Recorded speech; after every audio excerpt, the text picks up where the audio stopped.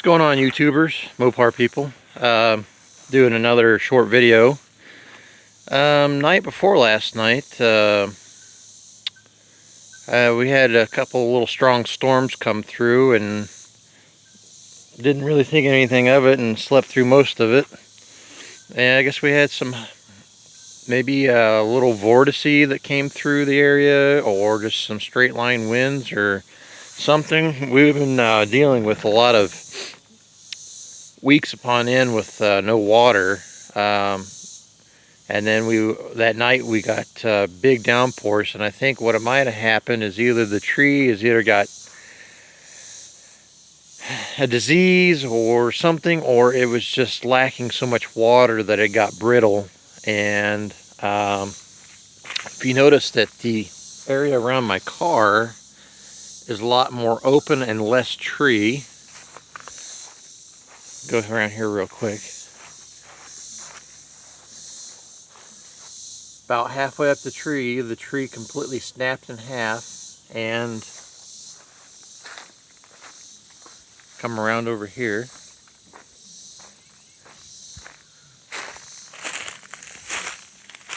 There's the upper half of the tree.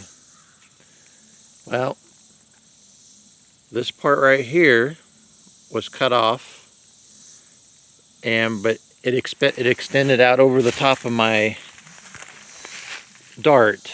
And when I first came out and saw this, I figured my car was completely totaled. Luckily, if you could see real close, in my previous videos I built a privacy fence out of heavy duty wood pallets, like you see right here in front of me, but the ones that were actually solid and not falling apart or cracked. Anyway, I built that and reinforced it with 2x4s and all that stuff. Then I had this 10 by 10 pop-up canopy thing with this skeletal structure that expands out, and it's got this kind of like a scissor lift skeletal structure around here to hold the top half. Well, as you can see, there's the other part of the top half of the tree.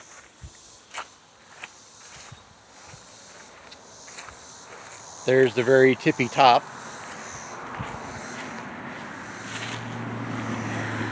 Basically what had happened was the tree come down, the top half, the tree's branches itself took most of the momentum out of it falling, and then what was left of the momentum, my fence that I built, plus the my makeshift garage slash tent type thing, whatever you want to call it, took the rest of the blow. But unfortunately, lift up the plastic here,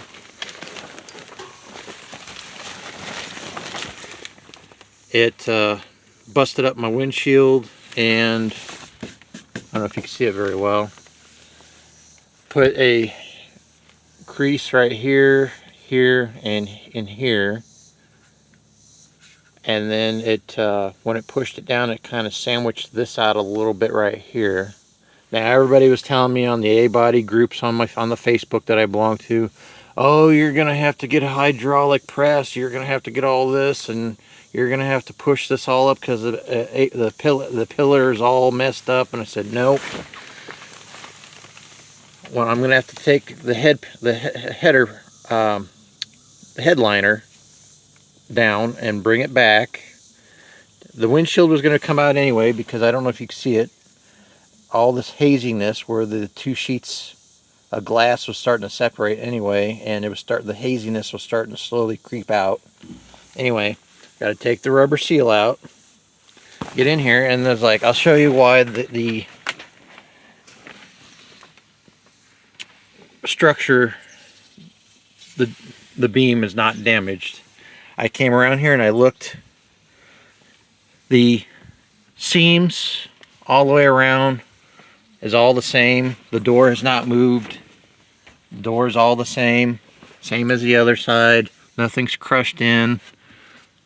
The door opens and closes. Oop, I got it stuck on the fan down there. Shit. Opens and closes, no issues. Window rolls down. all it did was is put this crease in here, and then because the crease in here, this is bowed down a little bit. To get this taken care of, I'll have to come up in here after I get the headliner out, all that shit. And somebody told me that up in here in the head above the headliner, there's a reinforced panel that goes straight across. They said that I can get what I can get out of the dents, but I'm not going to be able to get in there behind that plate. Well, when I get the glass out and all that stuff, I'm going to be cutting that plate out. Since I have 3 years of auto body experience, majored in 3 years of auto collision repair at Gibson Tech, I know how to do all that stuff. Come in there, if I have to get access, I'll cut out that inner panel, get up in here with a torch and some hammers or dollies, whatnot, and start working this back out. But like I said, get up here real close. It might have pushed this down just a little bit here. That's why the rubber seal looks like it's dipping. But it didn't actually, until I get that actually off, I don't believe it actually pushed the actual, that lip, that sheet metal lip where the two pieces come together are pinch welds from the factory that the gasket wraps around.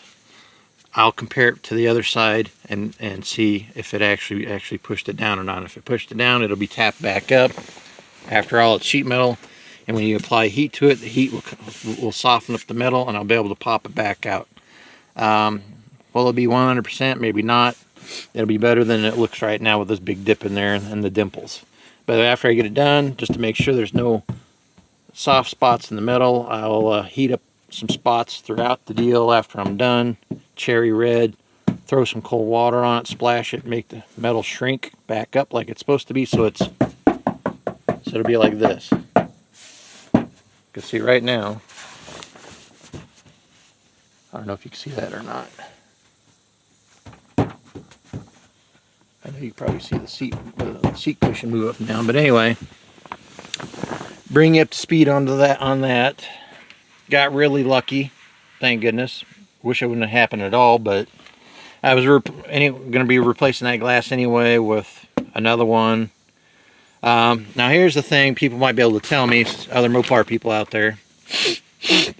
Excuse me, I got allergies going on a little bit. Somebody was telling me I can probably get another factory one from a guy on eBay to replace this, and I can get a new seal. Somebody was telling me that do not go with the new windshields that I've seen that's for like 63 to 66A bodies or whatever, that has this section right here across the front with the built-in what I call the eyebrow tint that you see online. They said supposedly instead of the glass being like this thick, it's supposed to be just a little bit thinner. I don't know. I've never heard of that.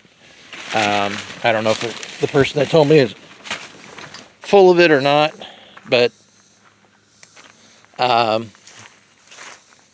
would think they would make the glass the same thickness, whether it be factory or aftermarket. But yeah. And then I was also, you guys might be able to tell me on that. And if they do make the new aftermarket windshields for these darts thinner, wouldn't that cause the window seal to leak? And then if so, I'd probably have to put sealant around here. I put sealant up around high temp clear silicone seal out here anyway for the deal with the hot and cold conditions, just to make sure the window doesn't leak to begin with. Anyway, just a tiny setback a little bit on the car, but I'll still drive it around once I get the I'm still waiting on my damn I don't know what the problem is. Still waiting on my damn income tax check and my back stimulus checks. They said it's been processed and approved. Okay, let's rewind that.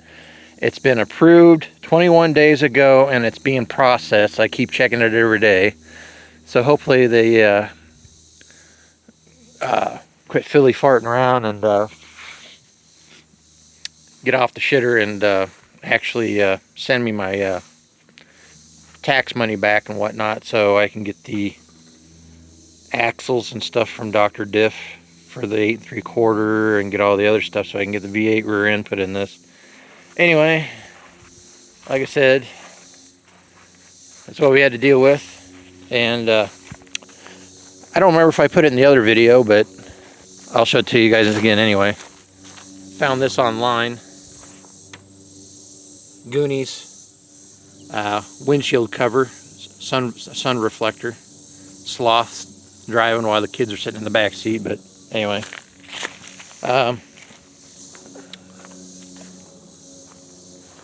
So that's where I'm at right now, guys. I know I can't, on my smartphone, for some reason, I can't go in my YouTube channel deal and check to see if I've had subscribers unsubscribe to my channel. I thought I had 172 subscribers, and now it seems like I only have 130 or 40 or 50 or something like that. I don't know if I lost some people or not. I don't know. Maybe I just had that original number and thought I had more. I don't know. Anyway, like I said, I know I'm working on making videos about the General Lee and the squad car and the Jeeps and whatever else comes along, but I promise I'm just as anxious as you are to get the Dart put together, and I'll be doing lots of videos once I get the cash to get these videos of me putting the Dart ready and getting it together. And like I said, I'm going to be driving it with the V8 rear end, the 904 automatic transmission with the slant 6, until my buddy told me he's already got the racing transmission done for my my 360 I'm going to build. But it's a nice day out here. I might as well uncover the slant 6 for you guys.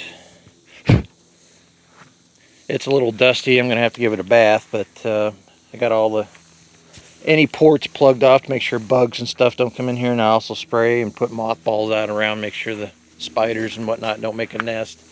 But yeah, somebody asked me last time, I got rid of the Zero. If you're watching this, you're asking me about this in the live chat the other night on Uncle Tony. I converted this factory 6465 valve cover to accept a push-in breather. This is a Mr. Gasket rubber seal. Here's what I did. I don't know if you can see that lip in my video. I basically come in here with a pair of tin snips, snipped so far down, every so many, I don't know, 1/16 of an inch, worked my way around, and then once I got this, and then curved everything in with a hammer and a tool.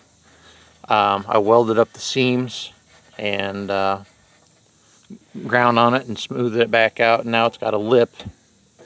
And see, before it had a push-on breather, basically the same one that the 426 Hemis use. But I didn't like, I want to get away from, on all my vehicles, I got away from the what I call the rattlesnake rattle PCV valve. They either, when they get too old, they either stick closed or they stick open. They don't, and they rattle like a rattlesnake. Anyway, anyway, I got the part number for whoever wants it. This is actually a Chevy small block PCV valve. It has no valve, no rattle in it, just this hole. It flows the same amount of vacuum as the Mopar ones do, but you don't hear the rattle. I got the part number for that if somebody wants to convert theirs over. But I'm out here and the mosquitoes are starting to show up now. But then it just pushes back in. I happen to find an elbow. This one came with an elbow. Some of them just come without the elbow, and all I have is just a little tube coming up off the factory PCV valve by itself, a little built-in metal tube, the port, whatever you want to call it. Anyway, that was a little modification, a little upgrade I did.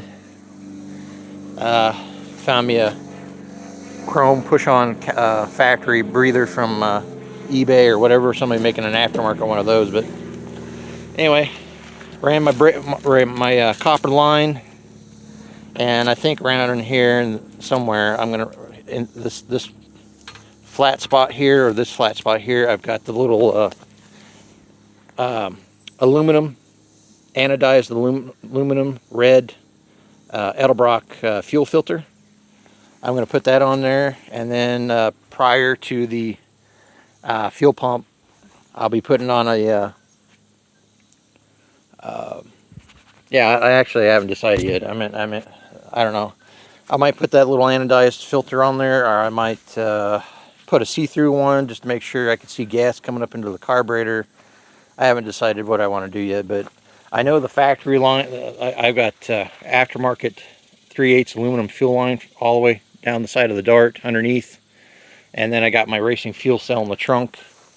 But yeah, that's just some odds and ends. But I wanted to bring you up to speed on the storm damage, and so everybody doesn't know that my car's totaled and that it's fixable and stuff. But if you like the video, hit the like button, subscribe, tell people about my channel. And if you have any comments, feel free to post them. And hope you enjoyed the video.